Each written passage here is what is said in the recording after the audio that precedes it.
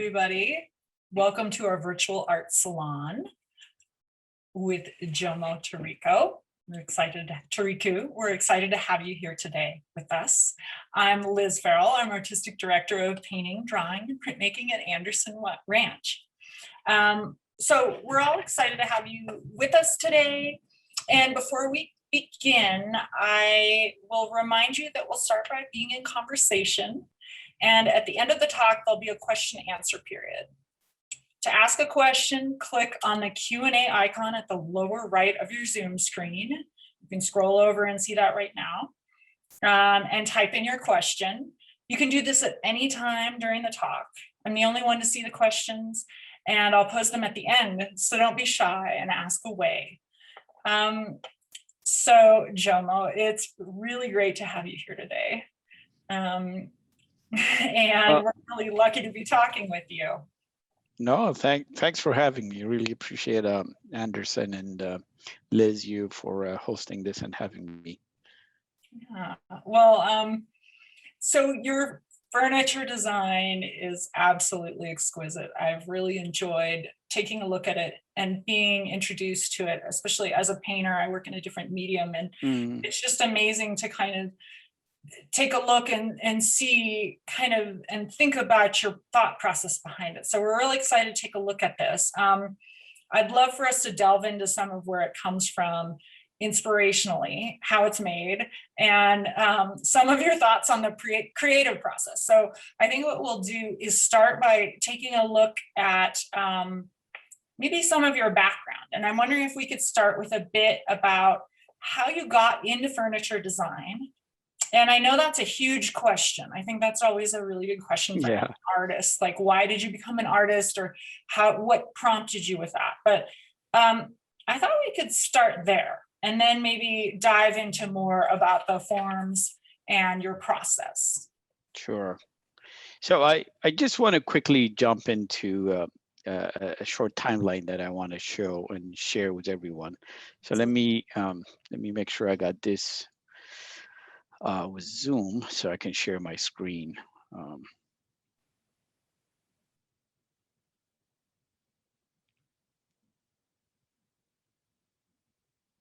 Can you see my screen now?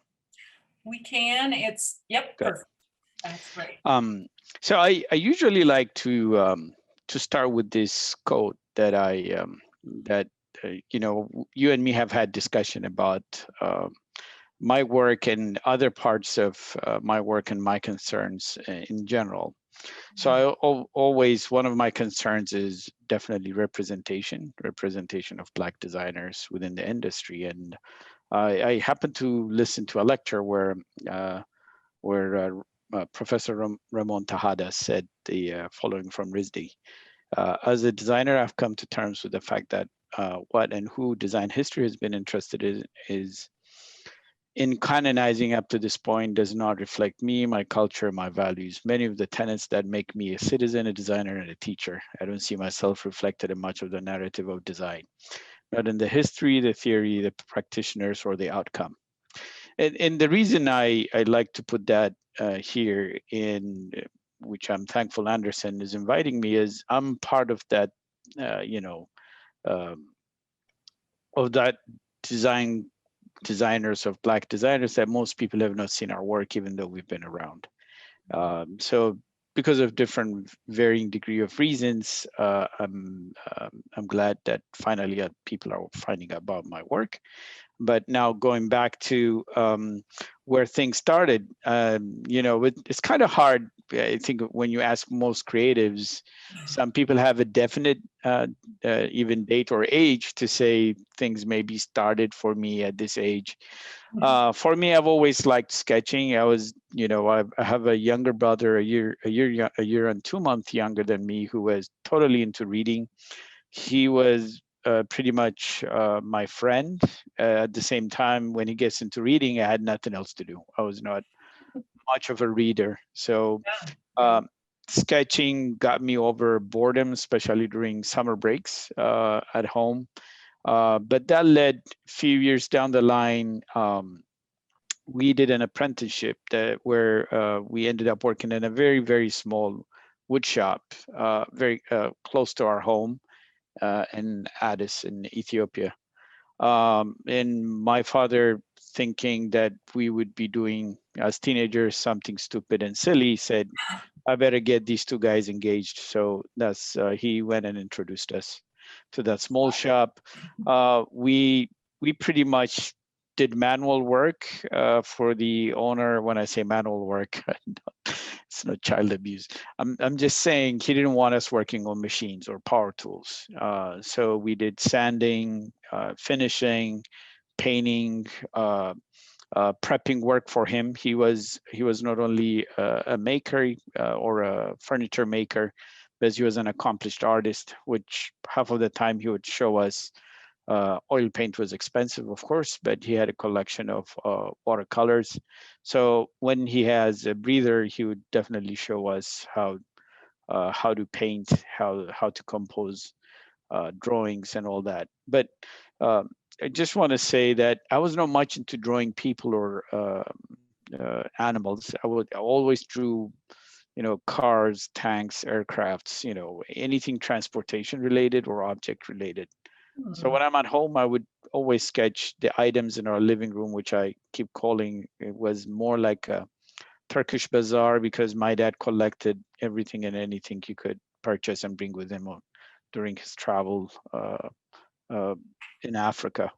So those items, later on would, I think, become more influential. But as a young kid, I was more of a, getting over a boredom that I would sketch these things out. So maybe that's when things started. But we did a year apart, we did apprenticeship at this shop. By then we were in high school. Then I came to University of Kansas. Professor pretty much explained to me what industrial design is.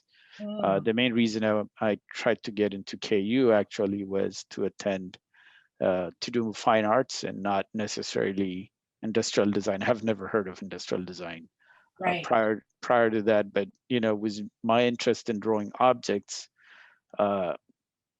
and curiosity in products. I think it all tied together. So my final thesis was on the viability of modern African furniture. So I did a series of African pieces to demonstrate that, other than doing the research, which I think we might delve into it a little bit later on. I just want to get through this timeline. Yeah, as quickly of as, course. And of course, yeah, you mentioned that KU, when you were there, you were kind of, looking for examples of African design, and you yeah, realized that it was kind of scarce in an American education, which I thought was an interesting kind of starting yeah. point for you. And this curiosity in trying to get into, I had multiple reasons for doing the thesis on a modern line of African furniture and this viability. One of them is me not seeing anything. I mean, for your thesis, you want to do something that someone else hasn't done, if possible at all, or an improvement on pre-existing product. So, if you go to a furniture store, definitely 93. If you see anything African related, it might be stools created by craftspeople that somebody brought, or what people will say is, African furniture, animal prints on, leopard skin on modern European, Louis XIV chair or something to that effect. And though that didn't sit well with me, because I believed back then, and now I have a rich heritage that I can base my work on. And people have done amazing work out of Africa.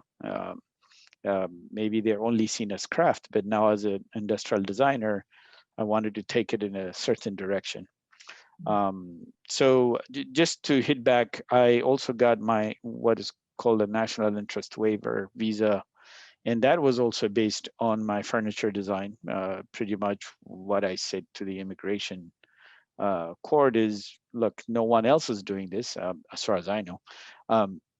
I can bring this and make the, I can contribute to the wealth and depth of the American culture by participating in what I've done before and I'll be doing in the future. So that was for me and a very important moment, because between 93 and 98 was a struggle for me to move on and do my work. I established Jomo Design in 2000 with a childhood friend of mine. We run that for about 8 years until the economy tanked in 2008. Prior to that, I did attend Architectural Digest show, was what I designed back then, but had kind of zero impact and getting attention, except maybe getting my 1 or 2 interviews in the whole 8-year span. The right before I closed, the best part was that I was part of a curated show that involved a whole bunch of creative Black designers. And I was one of that. But again, 2008 was a hard year for a lot of people, no different when it comes to myself. So I closed my business and I ended up being hired by where I work right now, which is the World Bank, transitioning from a graphic designer initially to now a data scientist.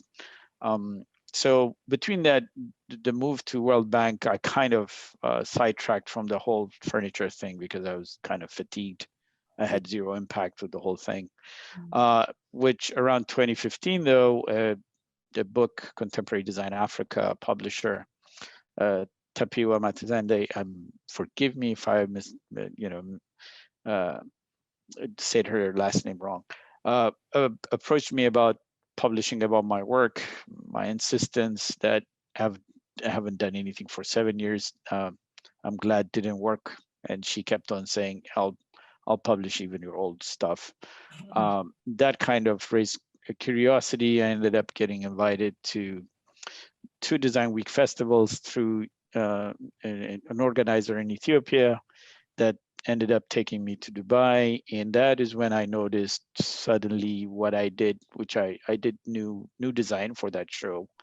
I finally, came to the conclusion there is some interest in my work after all. This is something I took prototypes. I didn't, looking back, I don't know if I took it seriously enough with the prototypes I did. That followed with multiple shows and events that was triggered, right after those 2 shows, the Design Week shows. And 2018 it was in Milan and others to be followed. I'm mentioning this in 20, I think, yeah, the same in 2018, there was this event that also culminated in me joining the becoming one of the co-founders of the Black Artists and Designers Guild that advocates for the work of Black designers and representation in the industry, and also looking into things that affect our career. Again, since joining the guild, I've been profiled in various, or my work has been profiled in various well-known publications. I'm putting up this slide just to show how my thinking process works. I don't want to dig into this too much because some of the questions will revolve around these things.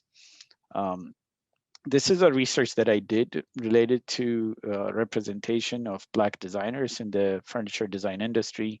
This is just a section of data that I collected by just going through a furniture website that listed all these industries.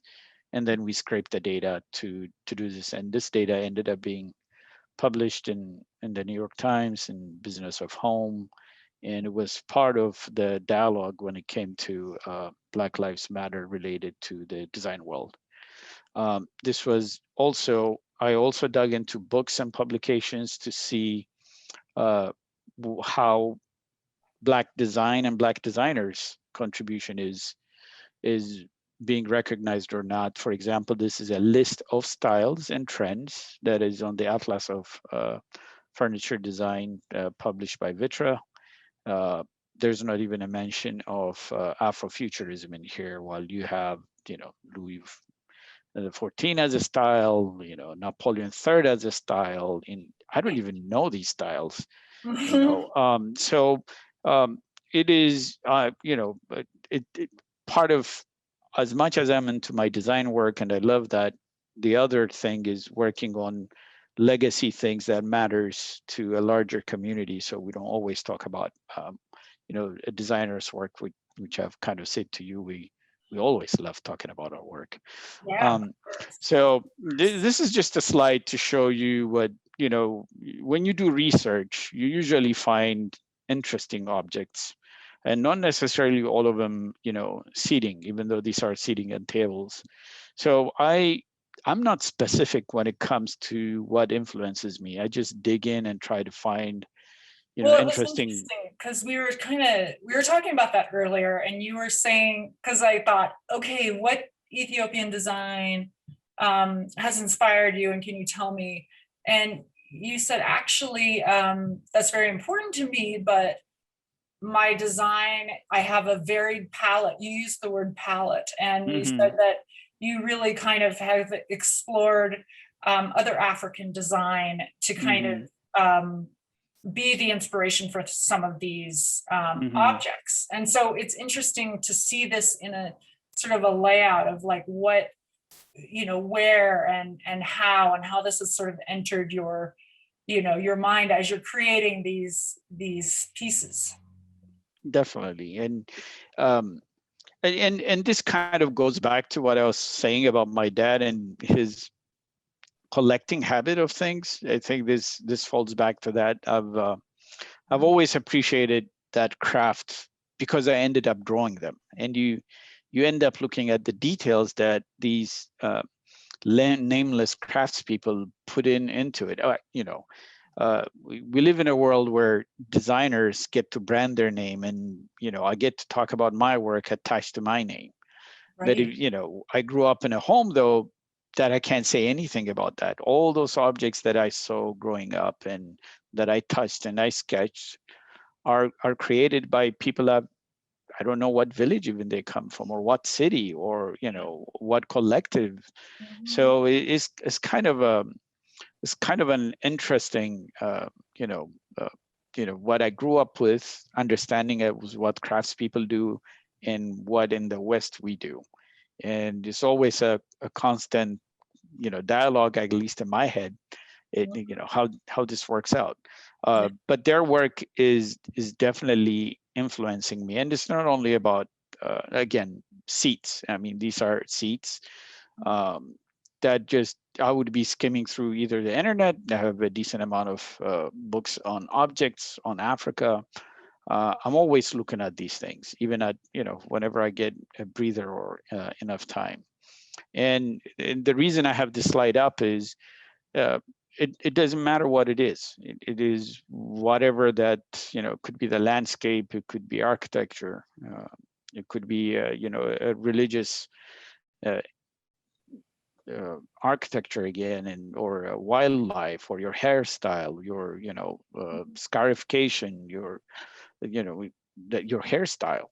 Mhm. So uh, all of these things are always I get to sketch them. I usually do a whole bunch of thumbnail sketches of these things.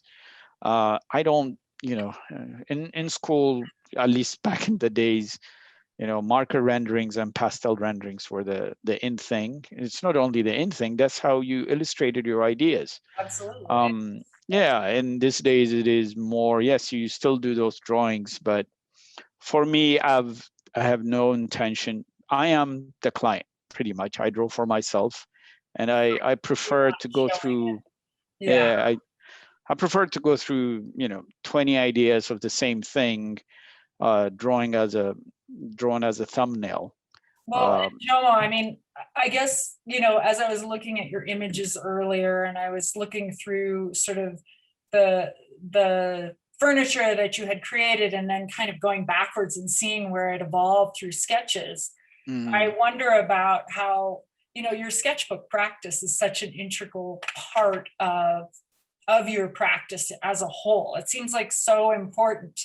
And the mhm, sketches are so gestural, and they almost make me think of the figure. They make me think of when you're in a life drawing class and you're drawing mhm. sketches to capture gesture and movement.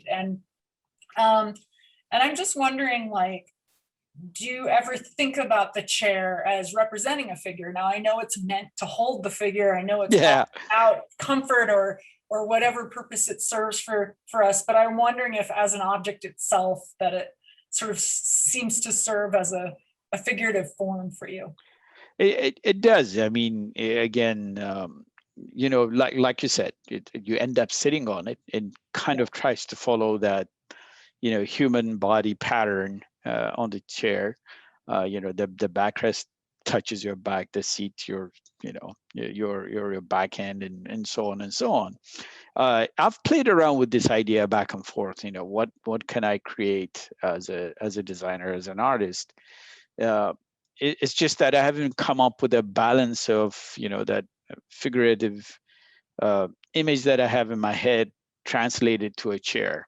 I have multiple sketches of those, and I go back and look at them 3 weeks, 2 weeks down the line, and I say, I don't want to do that. So it has to be like that. When I was designing the Nyala chair, and I reached a certain moment, and I said, you know what, I've nailed it. I'm satisfied.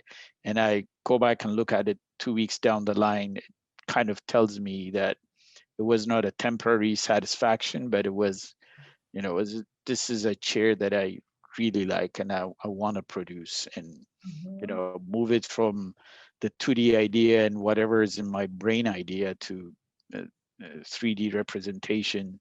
Then going to and doing the prototype was my builder, because, and I think we can cover this, that there are, I appreciate amazing craftspeople. I've played enough with wood to know what I'm good at and what I'm not good at. I'm good at building prototypes. I'm not good at doing, the certain chairs. I remember when I designed the Nyala chair, my brother kind of said, why do you keep designing things you can't build? It's like, because this is what's in my mind. I'll find someone to work with to produce this thing, even though I can do a terrible version of it, but not the final version that we ended up having. Well, I think that can also be a really exciting moment for an artist, to realize that you don't have to encompass all the skill it takes to create your vision. You can collaborate, and you can use, other artists to help make that. Yep. Definitely. And this is one of those chairs we did. This was inspired by what is called a makwamia. Makwamia is this piece of metal that you're seeing, the T-shaped piece of metal, is used for resting your chin during long chanting ceremonies in the Orthodox Church. So I used that as a basis. Like, I kept on looking at this object, and I'm saying, this is beautiful. How can I translate this and make the a chair or stool? But it just went back to saying this could be a nice transition to a T-shaped chair. And I'm fascinated by three-legged furniture, especially chairs. So most of my sketches kind of start as three-legged, and I again associate that with me doing all those sketches of the three-legged stools in our homes that are found in a lot of homes in sub-Saharan Africa, and maybe even beyond that. And do you know anything about like the three-legged stool versus the four-legged? Because I see that some of you show some four-legged as well. I'm wondering, like, maybe there is no reason for it, or do you know what the reason for a three-legged versus a four-legged? I don't, other than I know the three-legged one is more stable than a four-legged one. That's a good answer, actually. Exactly. So I didn't know that. So yeah. So that's one. And this chair is one of those chairs where we made the first one and we got it right. It was ergonomically, and I span the way I do things between art and design. Like I said, I went to school to study fine art to end up doing industrial design. So ergonomics is as important as what the artistic vision I have in my head. I want my pieces to be functional, but I also want them to look unique. I want them to have that my vision of what a new African design looks like, but still based on works of what my ancestors have done throughout Africa, not specifically to Ethiopia, even though this object is from Ethiopia. Um, and the thing I really liked about this was the legs and the back, the backrest part are six-sided. And I remember taking this to my builder, David Bonhoff, and just saying he probably is gonna hate me for coming up, was designed like this. That would be just be a pain in the butt to build the first time. I knew he could figure it out, but I didn't. But this was the first piece we did, and I remember we took it to shows, and it's a small chair. We let different sizes of people, and that's where I do my testing. At shows, I'm fascinated how people react to it, not only from a design perspective, but from ergonomics perspective. Right, that's important. How does the backrest feel? Some chairs look cool, but when you sit on them, they're terrible. But for So me, is comfort, would you say that comfort then is a big priority, or are you more kind of looking? yeah, if it is for casual sitting, you want to only sit, if it's a chair designed for you to sit on it 10, 15 minutes, then it should accommodate that.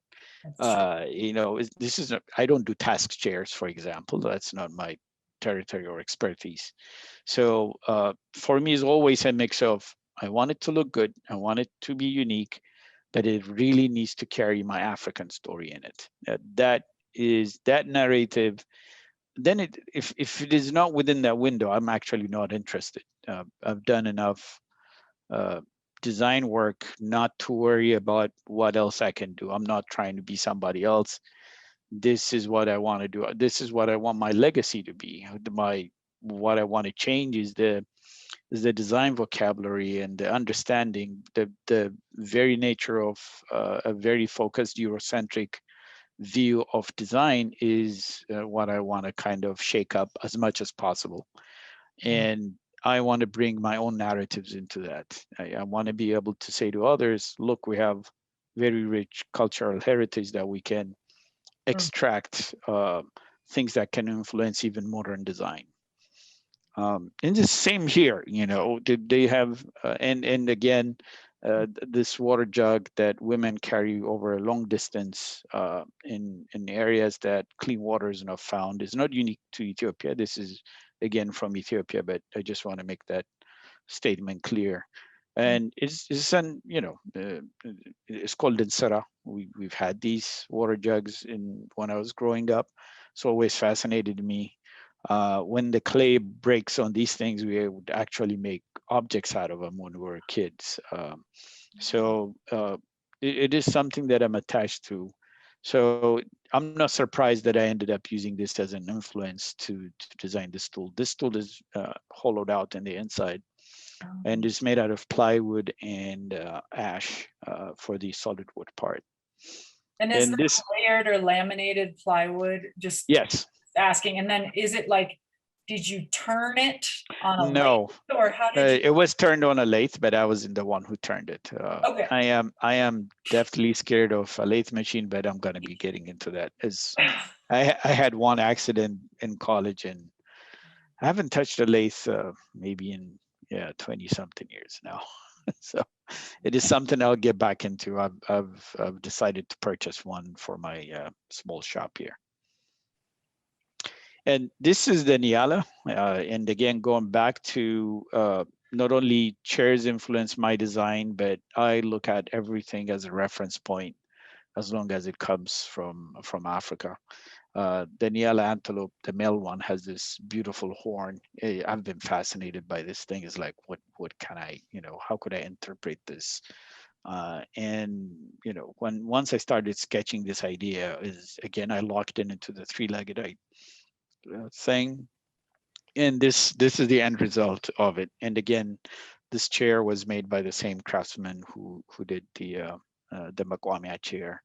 But this was a challenge. I remember taking this chair around here in the DC, Maryland, Virginia area, trying to find a builder who'd work on it. And it took about a year and something before I ran into David, who actually saw the sketch and said, when I was asking him if he wants to start working with me.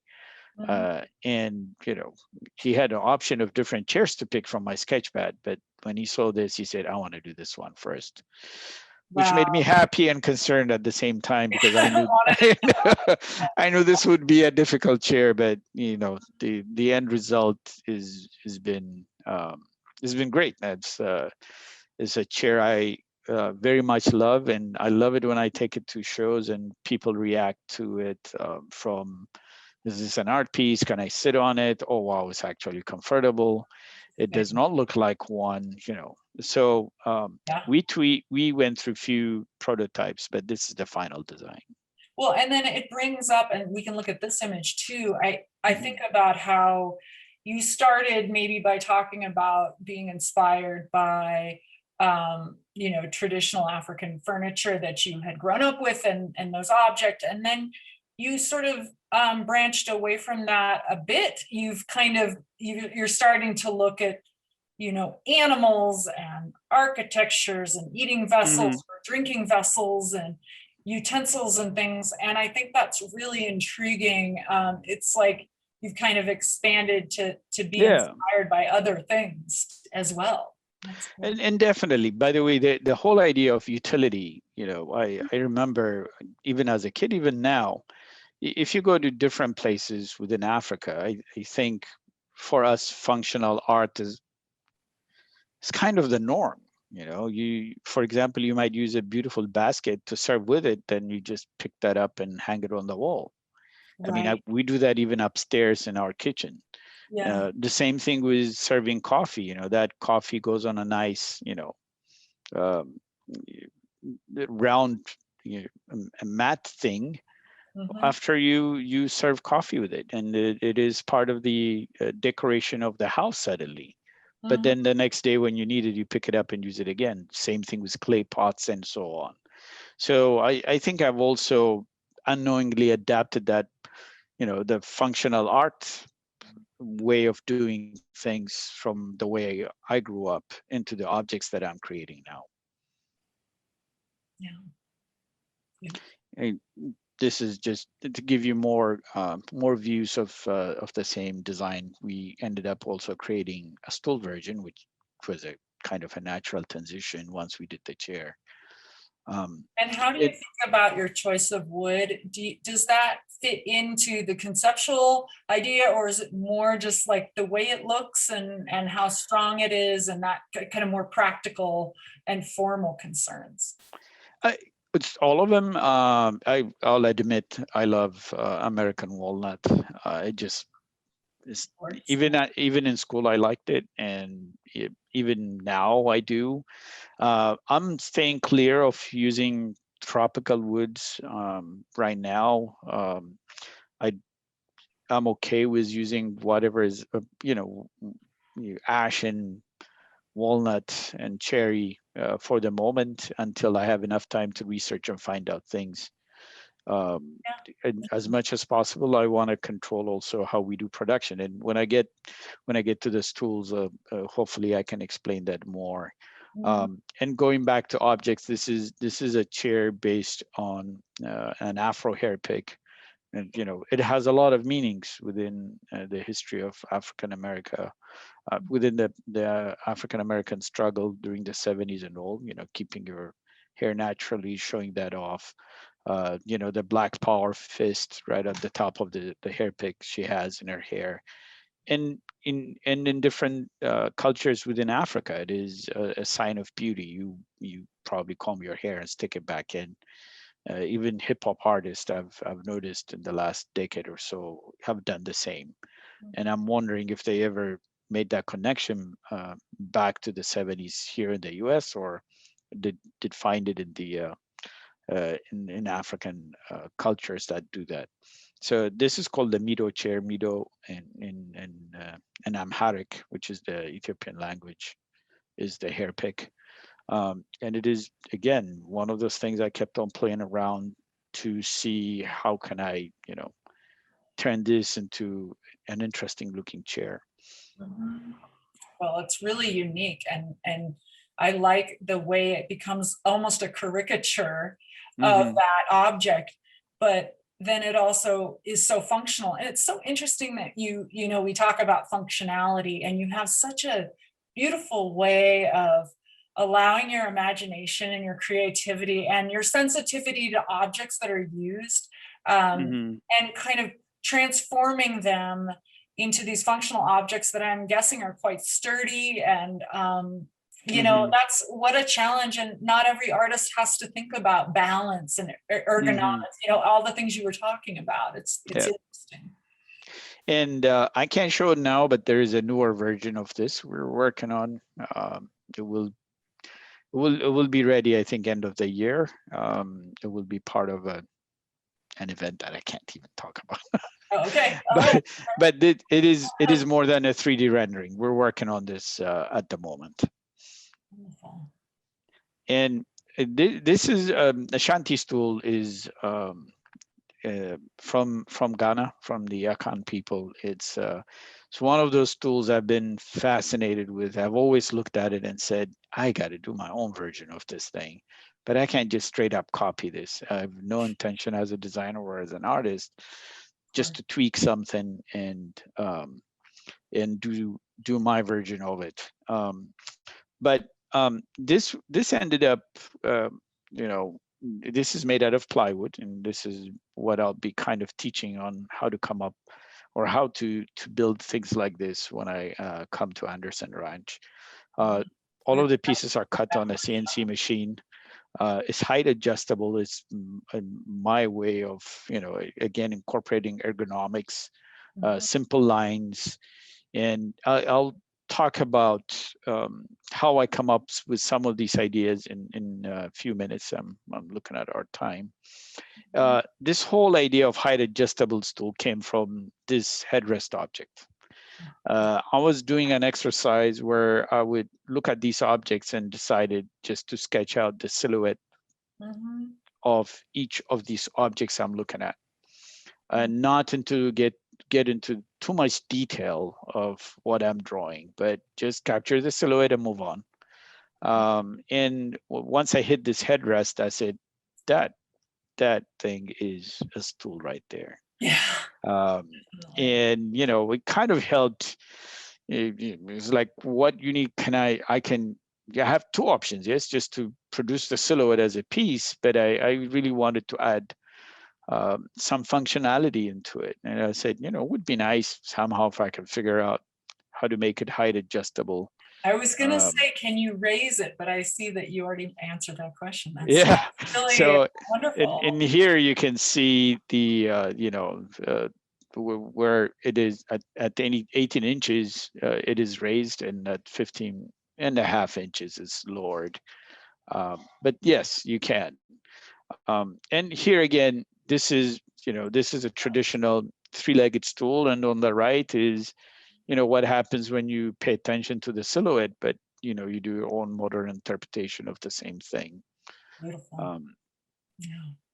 and again, this is my Masai shield chair. I have actually a newer version of this. And the whole concept behind this is, I did one chair where the backrest was interchangeable. You can either flip it around or just replace it. And it was part of a long series of designs that I experimented with, and I'm still experimenting with. I love the whole idea of unplugging the backrest and turning it into a totem, and making it as a decorative art piece. Then you get bored by it and you just flip it, Right. or replace it. Let me quickly skip this. So this is part of that series where you can, the backrest is interchangeable. Um, and the same thing here again. Um, And are you inspired by fashion as well? Does that come into play at all? Is that something? yes, but mostly patterns that I see in fashion. I do have, for example, one backrest that incorporates African scarves, so you as the owner of the chair can just switch this thing out and bring in a different mood into your space and Mhm. personalize it other than what a designer gives you. Um, Mm. this is based on traditional drums, and just because I don't want us to be short on time to have a discussion. Yeah. Yeah, some of these are, and this is based on a Zulu hut of the whole layering and pattern and the way it fans out kind of really interested me. This is an experiment, probably will be really hard to glue and turn, but it is something probably I'll get into with more time. Oh, Yeah, this is, based on a, what is it called? A pestle and mortar and pestle. mortar and pestle. Sorry about No, yeah. Oh, I'm that. So wonderful. this is a traditional, on the left, and my interpretation of what it is.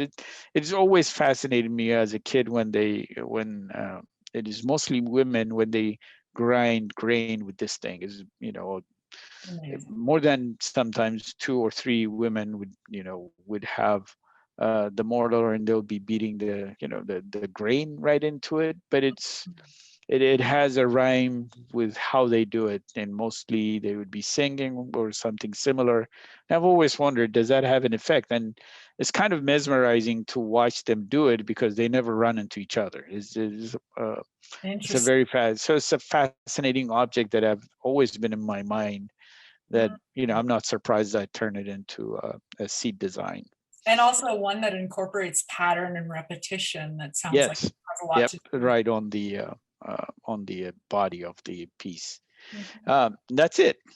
Wonderful. Well, thank you so much, Jomo. That was amazing. And it's so generous of you to share with us your process and to talk about your background. And I really appreciate you sharing with us today. And I'm going to take some questions that I can pose to Jomo. So please don't be shy. We do have some already in the Q&A box, but I would love to see more. And we have a few minutes to answer them. Maybe we'll go out of the screen share so that everybody can Sure. see you. And I guess the first question comes from Marina. She's asking, do you have any of your pieces in your own home? It says we make I furniture, don't know. somehow never have time to make things for ourselves. So this is a designer posing. Yeah, I have, but unfortunately, they're all prototypes. all the good ones leave the house. So yes, I do. I do have. Unfortunately, the light is covering it, but I do have a few Nyala chairs sitting there, including the very first one we did, which I've never unpacked. It's still wrapped. So yeah, I do have them. The house is full of prototypes, believe me, including the living room. Oh, that's so great. And then do you get the chance to, I mean, you talked about sort of trying them out on other people, maybe at fairs and different opportunities where people are looking at your work.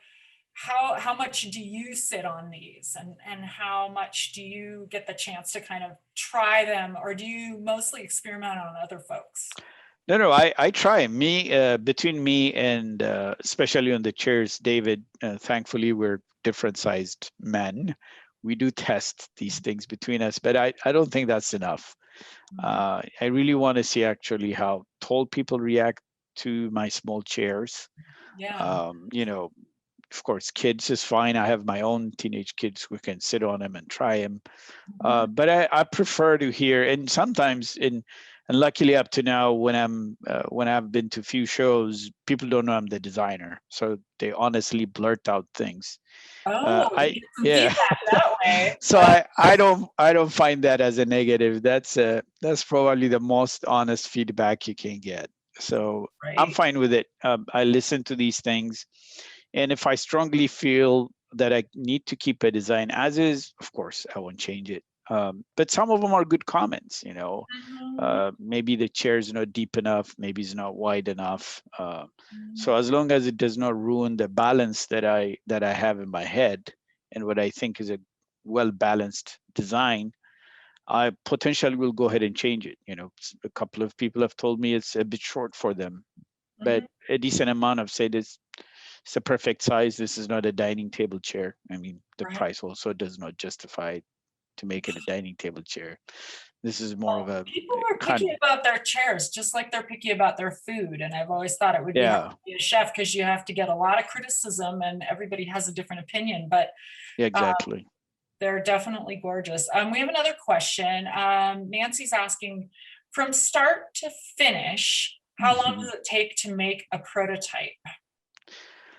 Oh boy. It's a tough question. Yes, it is. Um, it's really hard to say. It depends on the design and complexity.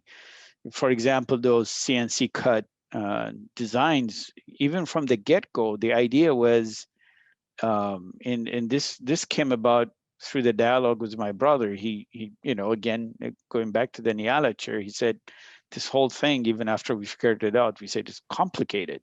Mhm. I need pieces that I can, as much as possible, easily produce and make and ship out. So, what, relatively speaking, the stools that are made on the CNC are much easier to prototype, go faster. Let's see if I remember. I think we probably prototyped the first one in a day or two, because I probably designed it to death in Rhino. Because I didn't want to waste Yeah, the I love small that. amount of plywood I had. So, Yeah. Mhm. yeah, because it's expensive once you get once you start cutting. Absolutely. So definitely anything. I shouldn't say anything, and but anything that's flat cut on a CNC up to now with my type of design has gone much faster and in a few days. The Niala was, because I kept on changing the design, and nothing to do with the builder, took Mhm. longer. I think by the fourth or fifth iteration is when I settled on the current design. If you see, the first design is, the seat has nothing, it's nothing like what we have now. But you Mhm. have to build it. I really like going straight to full scale prototypes. I'm about to buy a 3D printer so I can do, quarter scale and whatever scale models, so I can see what I'm up to before, regretting something at full scale. Really investing. Yeah, yeah, Yeah, that makes yeah, sense. but I've been okay with that. I'm okay going full scale, and or even mocking up a rough mock-up. So Mhm. Another question that's being asked is there a kind of wood that you haven't yet worked with that you are dying to work with? huh, not Or really. make I think I have you I make have a a whole chair of? I have a big fixation on, I'm sorry, on walnut. Yeah, Um, that's interesting. yeah, it's just, I'm happy with it. It it works fine. We love the grain. It finishes really nicely. Like I said, there are some amazing tropical woods, but I have zero interest in touching those, because of the deforestation within Africa, and even within South America is a bit nutty. Um, and I don't mind using wood from managed forests here within US. Um, I actually use wood most of the time because that's what my shop handles. I'm not fixated on, I did say I'm fixated on walnut, but when it comes to material, I use it because, one, that's what I can afford. That's what I can put in my own small shop to prototype. But like you saw, one of my renderings is, carbon fiber. I would love to work with carbon fiber, but that's deviating from what I have in my shop. You know, I'll, Right, I'll right. be getting into welding for the first time ever That because sounds I have, wonderful. Yeah. yeah, because it's something I think I can manage within my own shop, and I have to make certain, pedestals for the shield chairs, for the totem idea. And I noticed how expensive it is to get it made somewhere. And I'm saying, I can weld this myself. Why would I go somewhere to get it done? Right. So, I, like most, I think that this is the industrial designer side that kind of, want me to experiment with different materials. But then there is the financial and what I'm capable of doing at the moment that, rings in my other ear saying, don't get into things that, you'll never be able to finish. And Mhm. wood has given me that opportunity to do something from start to finish. So I kind of stick to that for now. Oh, that's wonderful. So yeah, that makes a lot of sense. We have a lot of people asking questions about your workshop. I know we didn't, we don't have, you don't have to give exact dates or anything, but maybe can you just talk a little bit about what you're going to do at the ranch? We know there are 2 spots left in your class, but what will you be covering? It would be definitely one of them would be some of the techniques that I use for production. I think as designers, we come up with ideas and then we forget that efficiently producing something is one of the most important things. Exactly plotting it, for example, on those 3 stools that I do, when we initially started, or when I initially started, we almost wasted 3 5x5 Baltic birch plywood pieces to produce 1 stool. That's got to be one of the most inefficient way of doing something. Then by changing the design, now I've nailed it down to 1 sheet per stool. So sometimes the design needs to adapt to production, so you're more responsible with the materials you have, but also it is how I'm into digital fabrication for now. I get into my CNC and work on things. So I pulled out the provided table that came with the machine and put in my own that will rapidly help me. I don't have a vacuum or anything. It's not a fancy CNC machine, but I can repeatedly use it for production. At the moment, I'm fabricating all the pieces that I'm selling, which in a few months I won't be doing that. But is to somehow transfer this knowledge I've gained while I worked on these 3 stool designs, including shaping something so it looks like 3D and it's still, you make it out of plywood, and how do you do that?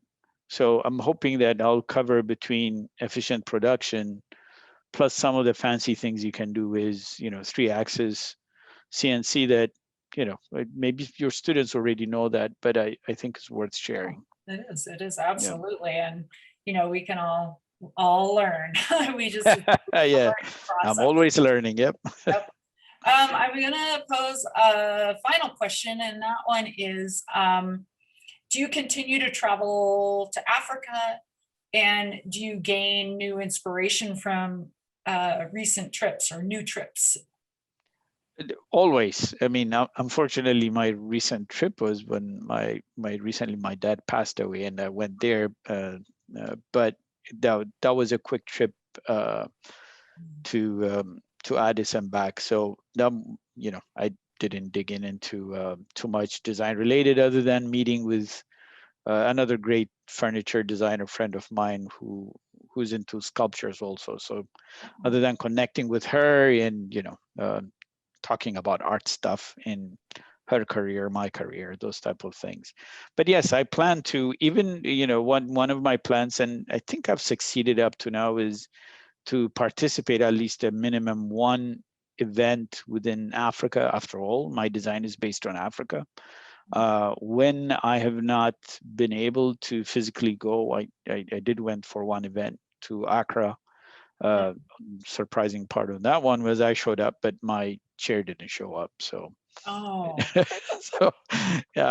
this is the struggle of artists and designers related to international shows. But what that helped me do was create a lifelong relationship with the organizer. So it was worth it, even though things didn't go my way. I've participated in few in Lagos, few in Addis. Yes, I've when I get invited, a curator from Morocco invited me to be part of a show in Milan, but that's still through Africa. And the same curator again invited me to a show in Canada, again through Africa. So yes, I mean, I want to make my participation related to Africa part and parcel of what I do. After all my inspirations come from the continent. No, yeah, that's exciting. I want to thank you so much, Jomo, for answering questions and sharing with us. We really appreciate Sure. it. Thank you, Liz. And I want to thank everyone else for joining us today and for your excellent questions and participation. Please keep checking our website for future events. Also, we have summer workshops like Jomo's with spaces still available for registration on our website. So we're offering both in-person and online workshops this summer at Anderson Ranch, and we really hope to see you there. Thank you, everyone, Yes. and good night. Good night, Jomo. Good night. Thank you for having me.